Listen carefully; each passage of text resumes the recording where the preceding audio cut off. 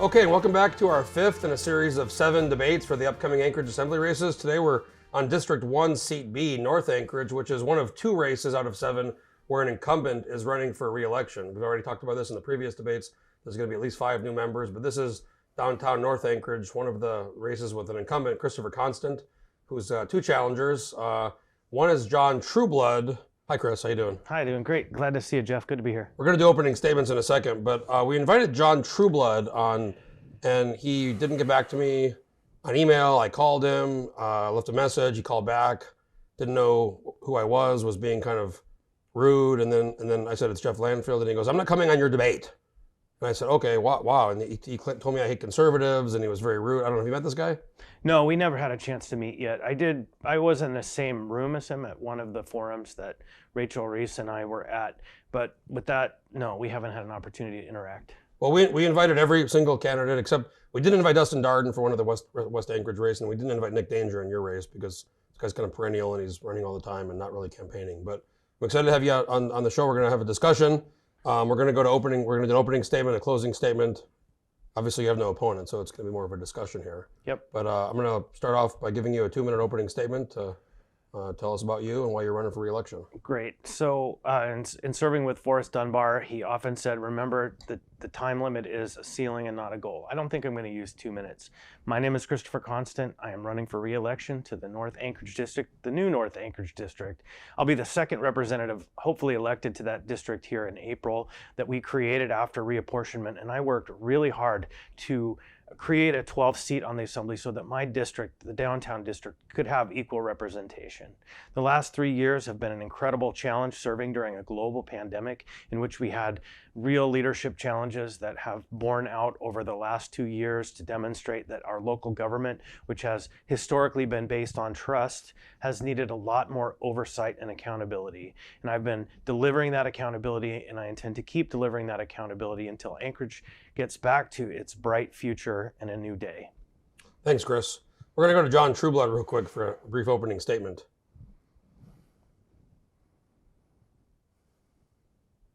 Thanks, John. That was lovely. We're going to not go to the cardboard cutout every time. Yeah, we don't need to. A little bit of levity. Yeah. Well, the first thing I want to talk about, and there's a lot of things I want to talk about with you, but this recent Holton Hills decision, we've talked about that with the other races, and we're going to talk about that with the other 2 we're doing. But this was a more than almost 2-year project. The Heritage Land Bank proposed.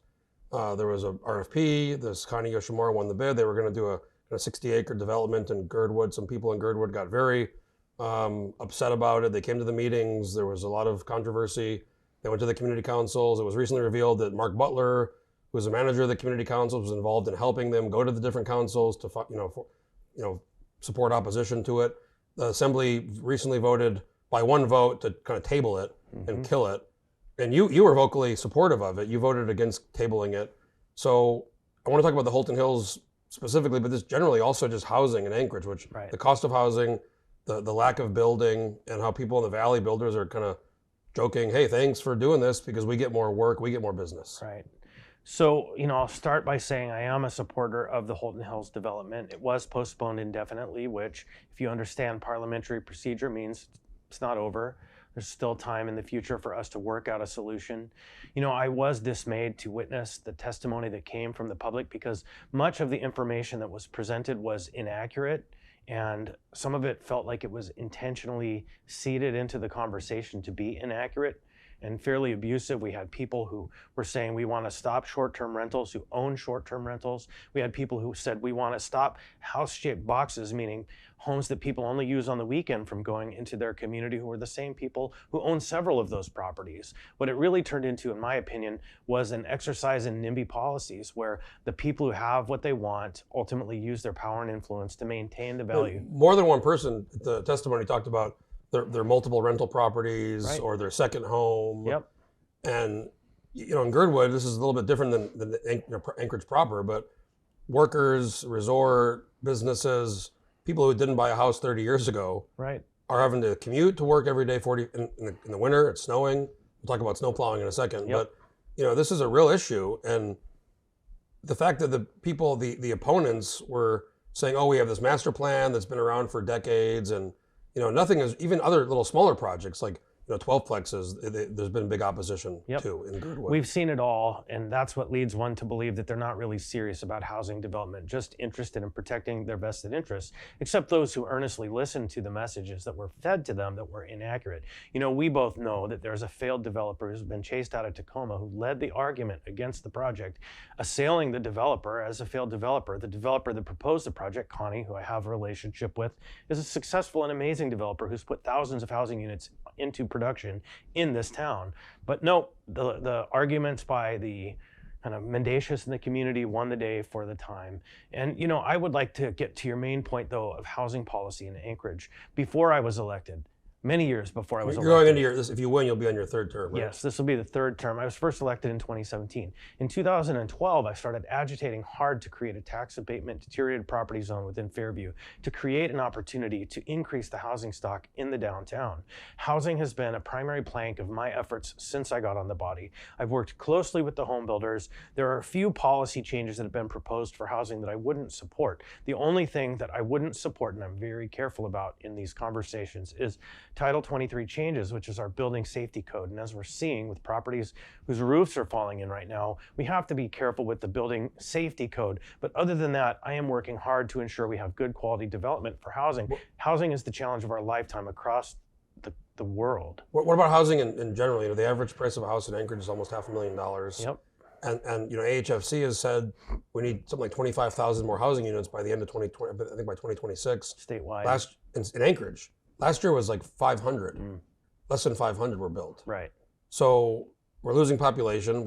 People want to attract people here, but how do you attract people if there's a low inventory and very high cost? And the quality of the homes is not that great because the vast majority of the houses people have to live in were built in the boom era after oil was found, and people were just throwing up houses, and we're seeing the dividends of that rapid construction without good oversight now. So yes, we have to make efforts to continue the process to get more housing. That's improvements to Title 21, incentives to get housing built, and work with the builders to ensure that we understand what the barriers are and we resolve those barriers. And that's why the Assembly has dedicated this entire year as its #1 priority to housing policy. Now that's a little bit hard to buy when you have half the members saying they want housing policy, but they vote against the housing development.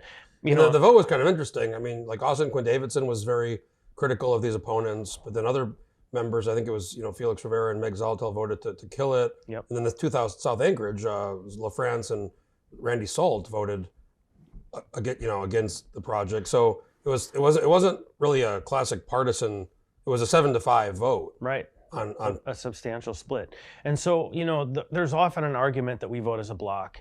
I rebut that argument. What you see when you get to an assembly meeting oftentimes is the product of many meetings, many work sessions, amendments, original edits to drafts before it's introduced. So when we come to a decision, oftentimes the rough edges are burnished off before we get to the dais. And that's why you see so much unanimity in the work. And in fact, our consent agenda, 2/3, 3/4 of our work is all unanimous. And so those divides that people like to play up as, they're in lockstep, it's not how it works. In fact, the new members, Cross and Salt, have demonstrated the fact that what people believed was progressives versus conservatives is not the way it is. Well, I mean, I'm not going to give names, but I've talked to a few people. I spent time in Juneau for the session. I've talked to a few, conservatives, Republicans who have, campaigned a lot of new freshmen who campaigned on kind of this idea of reducing the budget and full dividend. And I've talked to some of them and they go, man, this is like a lot more, right. Woo, right. Because it's like easy to say something. Yep. But when you get into the weeds of whatever it is, local or state, you learn, hey, there's a lot more going on here than like a soundbite. And making decisions is tricky. And if you are doing it right, you're using what I call the power of reason instead of ideology to make your decisions. And when you reason through the costs, the benefits, the opportunities, the threats, most people come to the same conclusion. I want to talk about the next one. The big one here is snow plowing. Right. We live in a winter city, subarctic climate. Somebody mentioned, I forget, a couple debates ago on Tuesday, I think it was George Martinez, he made a good point. We were twice the pick for the Winter Olympics. Right. In the 90s, 2 times. Right. We didn't get it, but we were like America's choice for the Winter Olympics. So we've seen historic snowfall, but even after the snowfall, give them a week, fine, 2 weeks to do it. But even now, months later, some of these roads are still not plowed. Some of the berms are halfway in. A 4-lane road is basically a 2-lane road. I took a picture tonight of a building that's put its snow storage in the right of way. So the 2-lane road is a 1-lane road in the Midtown commercial corridor. And so it isn't managed. And so what do you think is going on? Why? I mean, I've lived here since '04. Plowing's always been, especially when it snows, people complain it's been a problem, but I don't think I know it's not ever been this bad. I agree. And I think there's a variety of factors. People on the right who are still in the Bronson camp don't like it when I complain about him. But the fact is, last summer, they were warned both by labor and by us as a body that we needed to make sure we have substantial resources available. We need to have the people to move the snow. They decided that their priority was to reduce the budget. And so what did they do? They didn't fund the positions. And our neighbors over at the Ted Stevens International Airport offered a 30% raise. And so a massive amount of the staff that we would normally have in contractors just flowed like water to the low ground, the place where they were going to get paid what they're worth. And so when the Assembly appropriated an additional $1.5 million for snow plowing, especially on the sidewalks, and then $1 million for the streets, $500,000 for the sidewalks, we were told by our maintenance and operations director, thank you, this will just keep us at status quo. Which meant they were already projecting $1.5 million cut in snowplow services in November. So is the solution in money for city plowing, or is it also some private sector? Is there a role for the private sector? And so I've heard stories where some of these limited road areas or these other areas, in Eagle River, for example, the contractor goes up there and they could do the road, but they don't because they're not allowed to. I mean, is there a role for the? So there's absolutely a role for streamlining, but I can tell you this year, unlike most years, all of the private plowers and haulers were working through the whole engagement. So it's not like you had people who weren't working hard to get their snow plowed. But what we need to make sure we do is have the staff ready to go, have the equipment in good repair. We also had an equipment issue. And then what we need to do is come up with a more rational system of managing the snow haul outs, because with the state having certain roads they're responsible for, but not the sidewalks, with the city having certain roads and some sidewalks they're responsible for, and then some unintelligible algorithm, there's no way for people to know. Well, I just think we have to fix this, because I agree. You look at like Buffalo, which is a winter city. They get 5 feet of snow in a day. Their plowing is handled, but we have the impact on the schools. There was 10 days of closures. Mm-hmm. The economic impact of people being able to get to work. Absolutely. Think about the cost of that. I agree, and that's why we made an investment in advance to make sure we were ahead of it, but it wasn't enough. Again, I want to make sure we have a refined process. I would like to see Nixle reports or whatever system they come up with that tell you the hauler is going to be in your neighborhood today, so everyone on your street gets a note. Well, I'm on my housing, or what's it called, the HOA board, on my homeowner association board, and we have a public street that goes through our lot, but then we have a private street. Mm-hmm. But then down the road, it's a public road. There was a truck that was parked for weeks, right? And the snow was all around it. So I hate to be the guy. I called. I said, this is in the way, and nobody. It was there for weeks longer, and I called twice, and I said, you guys need to move this, tow this, because the snow was basically past the middle of the two-lane road. Cutting off entire lanes of traffic. And so I think there is the answer: fully fund, fully staff, and come up with a better process for getting out there, identifying and letting the public know when to move their cars, and when cars don't get moved, to move them for them. Next thing I want to talk about, you're one of the two incumbents, you and Felix Rivera. Forrest Dunbar and Jamie Allard went to the legislature. Pete Peterson's termed out, and then Suzanne LaFrance and Austin Quinn Davidson aren't running for re-election. Mm-hmm. So if you were to win, there's going to be at least 5 new people, right? Which is almost half the assembly. So, there's been a little bit of turnover since you've been on, but it's not been. I don't believe it's ever been this much. Well, I'm sure it has at some point in the past. I mean, and since you've been on it, it's a couple, 2 or 3 people maybe. But in recent memory, absolutely not in my experience. This is definitely a sea change. So what do you think? How's it gonna, if you for win, navigating this assembly with a lot of new people, and some of them have been involved in local community councils or things, but not having served on the assembly. Absolutely. So, first, the first part, that the fact that this assembly is in some ways seeing its end, and we we served together through the wildest and most awful and darkest time of Anchorage history. And I joke lightly that this is the end of the Fellowship of the Rings. It's breaking apart. And that's a good thing. We practically have a system that mandates a little revolution every couple of years. We even have term limits, which I agree with. because no one should squat in those seats for too much time. And so They have term limits, but also you can do 3 terms. But then you can take Dick Cheney. Then he took a year off. Right. You can come. So there is term limits, but no, absolutely. If you're really popular, you can come back. Absolutely, and that's fine. But I just believe that built-in turnover is a very important part of the system, because what it produces is an opportunity for new perspectives, new values, and new ways of doing business to come to the table. And so I predict that for the first 6 months of the new assembly, it will be very much like getting to know you. Things will slow down. We will get to know how this and that and the other individual engage with the whole body and learn how quickly they learn the tasks of the job. And so it's a great opportunity. Also, I think one of the things that I'm looking forward to most, there's some conversation about having served in the pandemic that it makes us have battle scars, that we've been through a lot. And I've had my friends in the military joke that you're like the wartime generals.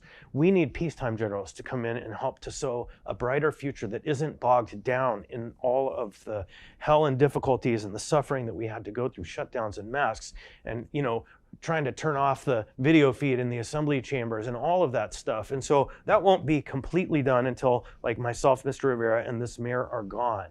But there is a great day coming in which the pandemic is actually in the past far enough that it isn't driving policy today. Well, that kind of segues into my next question. I want to talk about the relationship with the mayor. Bronson's been there for over a year and a half.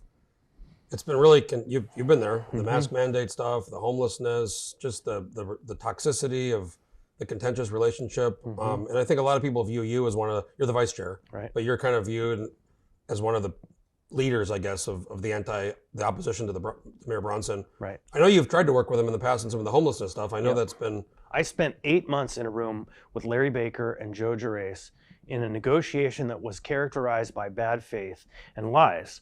And so I gave the best of the first year of Bronson's term attempting to help him be successful. But he proved that he was unwilling to work and only wanted to do things his way. And his actions, in my opinion, demonstrate that he believes he should have the power of a king and not have to work with the legislative body to achieve goals. This is best seen in the fact that if you listen to Ms. Domboski, she says, no, he didn't accidentally begin the work on the Navigation Center. He and Larry made a decision that was, let's just do it and we'll pay the consequences later because they're never going to approve it. It's interesting with Larry because Larry was Dan Sullivan's chief of staff. He was a legislator. He's a business guy. Larry's been around a long time.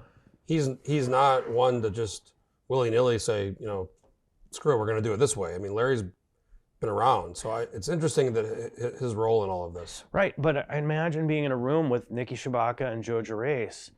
The arguments are being made and the mayor's listening to who the mayor's listening to. At some point, you're just going to go along to get along. So if depending on the new makeup, you guys since Bronson's been on there, you've had the supermajority, the veto override majority, which is 8. If a couple races were to flip and that were to change, how do you see that affecting things? If he were to have that ability to veto and not get overridden. Right, and that's going to be an interesting challenge. The biggest place that will play is the budget. And that's pretty much one of the few things that he could introduce. And by virtue of operation of law, if we can't come to an unvetoed solution, then it would go back to the original and it would go into effect. But otherwise, he would not be able to pass anything, and we would have very few opportunities to override vetoes, and so it would just mean a very substantial slowdown in the process of government. But ultimately, while people like to talk about how it's, the assembly is in contention with the administration is driving the train, and the train is going off the tracks. The assembly is working hard to keep the train on the tracks the best of our ability within the powers that we have, but we don't have the ability to hire or fire executives in the administration like he does. And so basically, when you have all of these allegations swirling, you have people who have left, 30% of the workforce is gone. That doesn't accrue to the assembly. We're doing our very best to keep things going. It's just that you have an administration that doesn't understand how to govern. I guess looking back a little bit, I don't think it's a surprise that a lot of people view you as kind of the main opposition or one of the louder people in the assembly meetings. You've sometimes gotten into with certain groups. I mean, do you think that's fair? And what, I know you're not afraid to give your opinion. So some people don't talk very much. You do. Right. I guess, that criticism of you being antagonizing maybe or feeding into this. I mean, what would you say to that? You have to speak truth to power. You have to speak truth to power. And in the dark, this man, I mean, just at the last meeting on Tuesday night, he makes a wild-eyed assertion that he has 100 years of experience in his purchasing department, that he's heard from his most experienced team that they're going to leave because the Assembly passed emergency ordinances to lower the threshold at which they could authorize contracts without Assembly authority, because they've been authorizing money to go out the door against the law. So no, we're not going to have that. Well, this is like the navigation center thing. I went and interviewed the purchasing department, who are amazing people. And around the table we went, and only 2 of the staff had more than 10 years of experience. They had 20 years. They were amazing. Everyone else was like a year, maybe a year and 2 months. And so he just lied. And so the public is hearing him make his arguments, but he's not telling the truth. And so do I sit quietly and let the lies go unchecked? No. I wear it as a badge of honor if people think that I'm the one standing up to the abuse of government that we're witnessing. What do you think?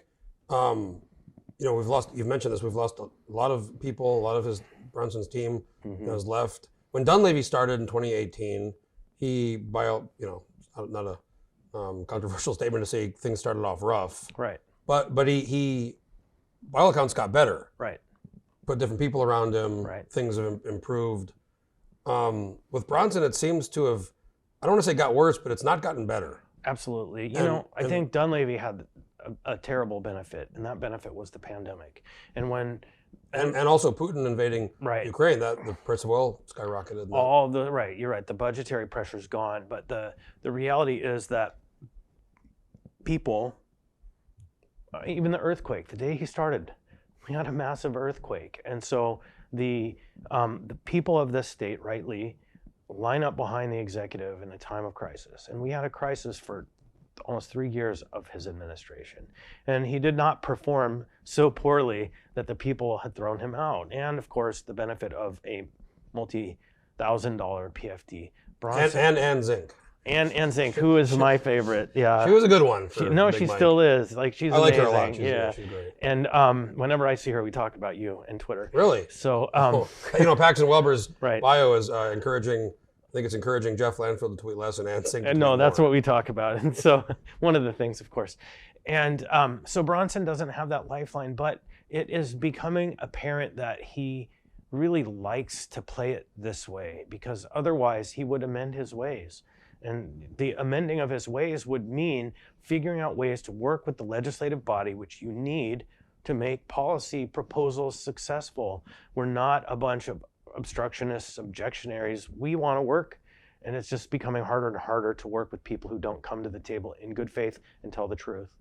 So next thing I want to talk about, and you and I have talked about this for seems like too long, it's been an issue for many years, is homelessness. Right. We've done a couple of documentaries. Yep. Me and Scott, you were Yep. in those. We did one in 19. We did a follow-up in 21. I spent the night at the Sullivan Arena. That was open with COVID. Yeah, amazing. We have this Centennial Park stopgap deal, which might come back. The buildings. You guys have had ideas. The mayor's had ideas. Navigation Center. But this problem goes back a long time. It goes back many decades. Several mayors, assemblies. What is going? I mean, how do we fix this? I mean, it's visibly worse by all accounts. What every time this comes up, it just seems like a repeat, a broken record. It is a broken record. Somebody handed me an amazing document, the earliest one I have. It's from 1978, which is one of these comprehensive analysis of what to do with the vagrants in downtown, or the inebriates in downtown, or people experiencing homelessness. Every year it's a different title. Must have been crazy in the 70s with all the oil money must have been. So I just received that report, and it's interesting. You see many of the names are still around the table having this conversation. And I believe the community is actually really close to having a decision on its philosophy and how it's going to implement that philosophy to once and for all resolve this functionally. And that it's actually a simple equation in the end, that you have people who are experiencing homelessness who are in crisis. You have homeless shelters. When you say crisis, do you mean just bad home, luck or crisis for drugs or alcohol or addiction or every person? Because there is different. There's mental health. Right. There's all these different elements of every person has their own story. So, but it's a crisis. If you're living out on the street, it's a crisis. We're not regulated by the FCC. Yeah, I know that, but I'm running for office. You're gonna get on YouTube, right? I'll be on that blog that woman likes to post whenever I say dirty words. So, anyhow, okay. So, homelessness is a crisis experience for an individual who's out on the street. And whether that's mental health, addiction, or economic collapse, or whatever. So crisis shelter. Shelter is a crisis response. It's like the ambulance that picks you up, okay? The housing unit is actually the treatment and response to homelessness. So this mayor came in after we had spent years developing a plan to lift up a number of housing units to get people off the street, to say, I want a 1,000-person secured exit tent in East Anchorage. Secured exit. And I don't make that up. That was in the negotiation with Joe Gerace and Larry Baker. Secured exit is code for prison-like environment. Not acceptable. That's a trap and people won't go there. Right over here, actually. And so what we need to focus on ultimately, for every dollar we spend in shelter and that crisis response, we need to spend 10 for housing. Because what we can do is convert all of these hotel rooms around this town that are no longer even Class B hotels. They don't fit in the scheme of the tourist environment that they were built to serve. Those can be converted to housing units. I think this year alone will bring on 500 housing units in various demobilized hotels. We have money for housing. The feds will pay supports for housing units. Well, I agree housing is an element of this. It's the key. But, I don't know if you've read San Francisco by Michael Schellenberger. No. And they've housing policy, housing first has been a big part of a lot of what's going on in California and in Seattle. And what they find is some people need housing. But if you put people who are drug addicted or alcohol addicted or mentally ill into a house without getting them other help. Right. If you put somebody in a house and say, if you want to use drugs, that's on you. If but you want to get drunk, I never said that. I'm not saying, but I'm saying I never said that. The housing by itself, which some people push. Right. Without other... It's the core intervention, but then, so we talk about the Golden Lion, and the Golden Lion is a building that was purchased for the purpose of meeting the consent decree, the sale of municipal light and power to Trueblood Electric by Providence. They fought for this. And what they were awarded is that the Muni will spend $15 million of the proceeds to create a treatment center. Okay, so Golden Lion intended to be a treatment center. Providence was involved? So in the consent decree, they went to the regulatory commission and said, we want to be a party in this agreement, the transaction, and they were allowed status, and they fought for the requirement that the Muni invest $15 million in a treatment center. I didn't know that. That's how the purchase of the Golden Lion came about. And so we've made that commitment, and if we don't stand up a treatment center, the taxpayer has to pay back Trueblood Electric $15 million. And so that's not okay. We're going to get there. But the Golden Lion, so it sits empty for 2 years while people are camped in Bronson's camp in East Anchorage in Centennial Park. And so we can use that for housing. What we need to do in that building is set up a treatment intervention where you have housing, and right next door in the building that's next to it, there are 2 buildings on that campus, you get your treatment intervention, your assessment. And if you are a good fit for that building, you stay there. But then we can have multiple buildings in this town, ones that are set up for people who, which like we've done at the Sockeye Inn, are medically fragile, have substantial medical challenges. Or we can set one up for people who want to be sober. We can set one up for people who are experiencing substantial or serious mental health crisis, and have all of the robust supports there. So somebody comes into door A, and at that place, we decide where's the best place for you to have housing, and you go to the place that has the services that meet your needs. I mean, the funny thing is that doesn't sound on the surface that much different than what Bronson's been saying on the navigation center. But Bronson, when he says... It sounds, that's kind of what he said. You want to have a place where people can go and get directed to the different... But what he really said is, I want a 1,000-person facility that's secured exit, not secured entrance, secured exit. What that means is send them there and don't let them out. And so when you boil down all of it and listen to what he's really saying, then he picked up the rhetoric because of John, whatever John's last name was, and Jim Marbut, John the doctor. John Morris. John Morris. They sold a bill of goods and said, we're going to do a navigation center. We were already working on that. Every treatment center should have a navigation center. It's not the solution, though. It's the brokerage that gets you to the place that you need. What do you, I mean, just like real brass tacks or real talk, what do you think this Anchorage is going to look like in 2 years with homelessness? I think we're going to have stood up, once we get a new mayor and he gets out of the way, we will have stood up 1,000 or more units of housing. There will always be a hardcore group of people who will choose to be out in the streets, and we don't really have a way to stop them. But if we have enough shelter and housing units, then, as you know, the Ninth Circuit is out of the way, and we can enforce the rules in our parks that we can't enforce when we don't have ample shelter. You brought this up, and I was going to ask you, but there's this, 7 elections this year for the Assembly. Next year is the mayoral election. Yep. Now going back in time, whether it was Berkowitz getting reelected, or Sullivan getting reelected, or Begich getting reelected, the second election, when they're an incumbent, typically there's some opposition, but usually Berkowitz had, I think, Rebecca Logan. He won on the first round. I think Begich and Sullivan both, I think, won on the first round of their second race. I have a feeling this Bronson's second term is going to be jammed up with even some conservatives and some. No, not a second term.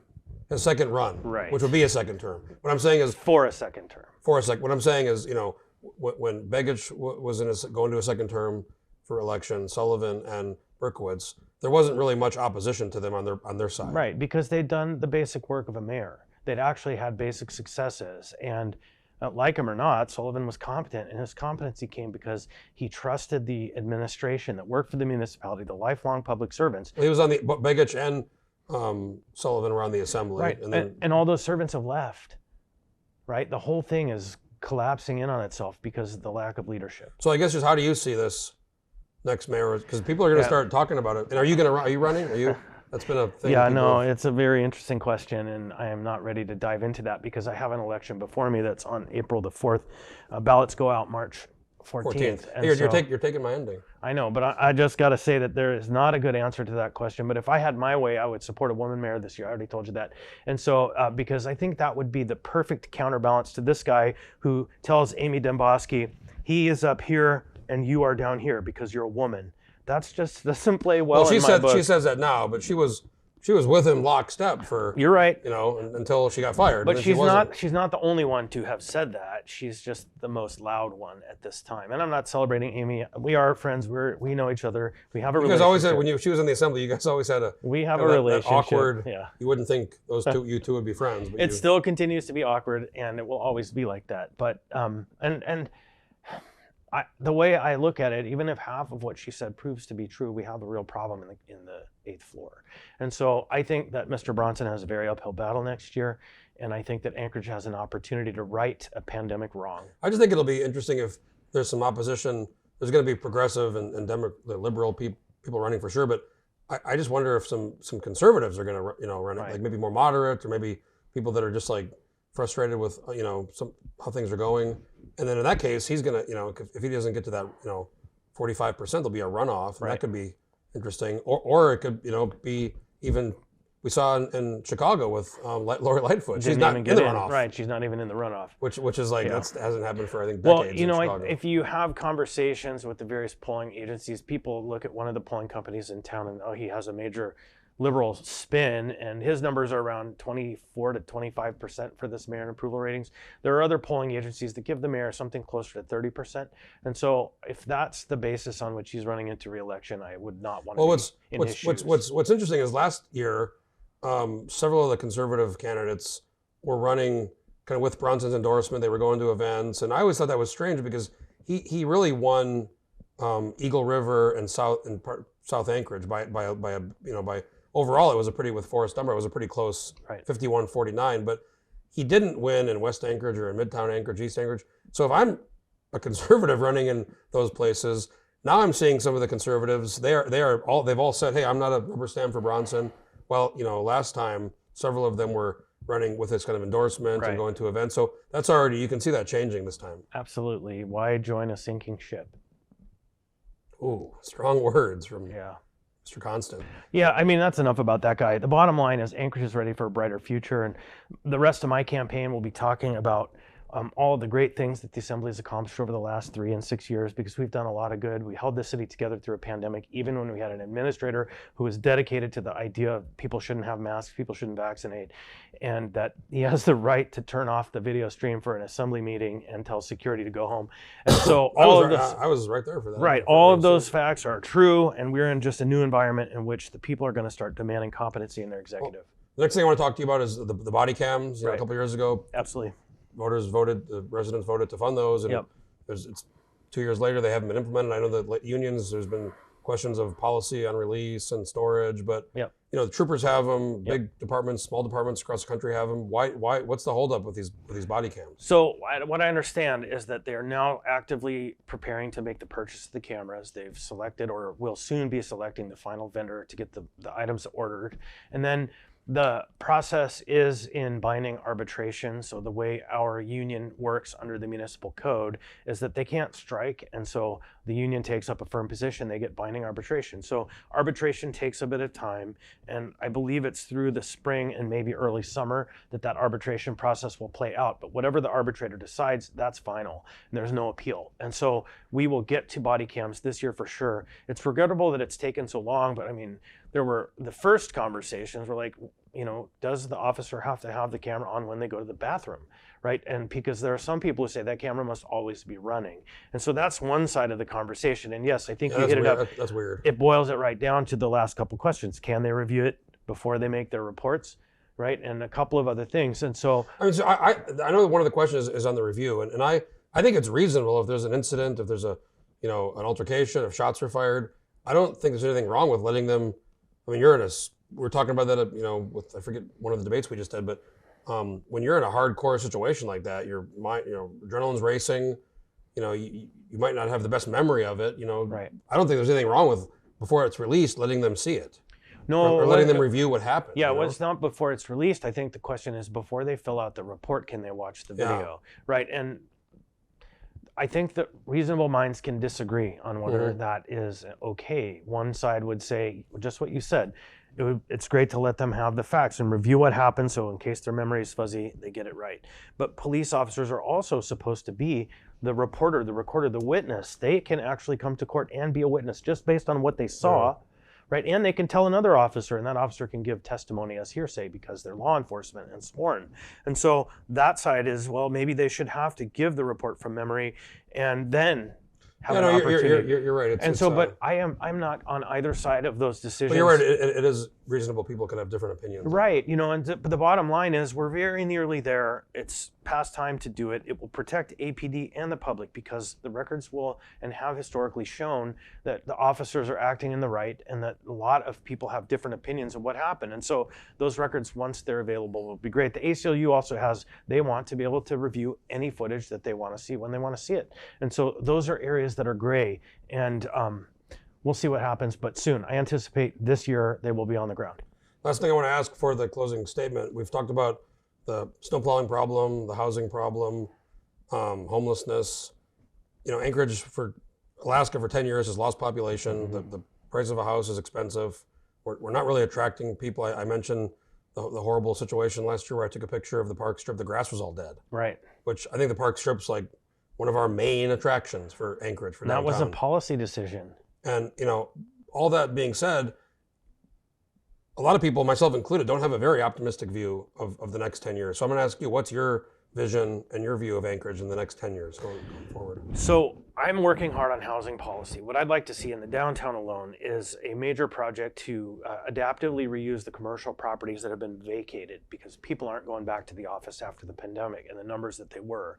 And so what I'd like to see is a lot of those old, pretty good commercial buildings that have the ability to be used, converted into housing. So people can buy flats in the downtown for a reasonable and affordable place. Young people will flock to the downtown. There's a lot of people in Seattle and California that are tech workers or finance industry, and they, people want to hike, people want to climb, people want to go skiing, and this is the place to be. And so when we had conversations about Amazon relocating here, it was kind of a joke, like where would 20,000 people live? And even 1,000 people, if you were to try to move a workforce here for 1,000 people, where would they live? You couldn't. And so they're not going to come here until we resolve the question of where people can live in a quality of life, of housing that's clean, that's modern, that meets their needs. And so we have to solve that problem. Now, there's a meta problem for Alaska. We've been in an economic recession since 2015, or even a little bit before that. And so the simple fact is the economic headwinds are against Anchorage at this point because our state's economy is unresolved, and that's why people are leaving, because the jobs aren't there, there's better pay and quality of life. But we do have the assets, like you say, ability to hike. The other night when we all went outside and looked up at the northern lights and our heads just exploded with the beauty of our environment. But there was some in Juneau. But I mean, like my neighborhood, every street corner had people. I saw a 90-year-old out on the street who I hadn't seen in 2 years because it's like glory. We live in the most amazing place, but what we need to do is resolve the housing crisis. We need to make sure our zoning policies and our investments get housing built, because that's what's going to give that young, mobile workforce that could work anywhere in the world to come here, because they could have 2 days in the summer because it's a 16 to 20 hour day. And so I think that the future is bright, but we have to figure out the statewide economy, get our housing policy in place. That's where I'm at.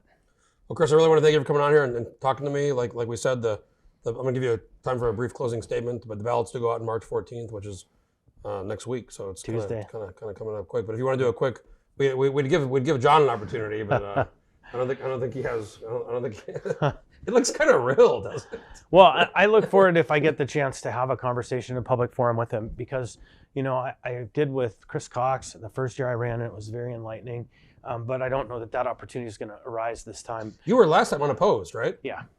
Wow. Yeah. That must have been nice. Especially going into a pandemic. It was just focus on the work. Well, if you want to do a quick, take 2 minutes, whatever you want to do for a closing statement. I won't take 2 minutes. The last 3 years have been a real struggle in Anchorage. We've seen the best in people and the worst in people. I am committed to this community. I have a lot of compassion for the people on the streets, for the people who are affected by the people on the streets and the decisions we've made that put them there. I'm going to work hard to continue the work of getting people housed and working on housing policy to approach the better future for our community that we've spoken about for the last half an hour or so.